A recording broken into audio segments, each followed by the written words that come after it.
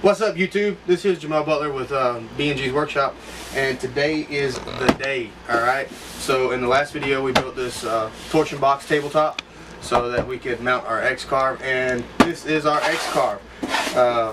I bought this and Venables didn't send it to me, so I paid the full price. I've got a 1,000 meter by 1,000 meter X Carve, and yeah, we're gonna put it together. So in this video, probably not going to go into too much detail about how it goes together, but we'll do a time lapse, and any points that I come up with in the back that I think needs to be talked about, we'll talk about on the back end of this video. So wish me luck. Let's go for it.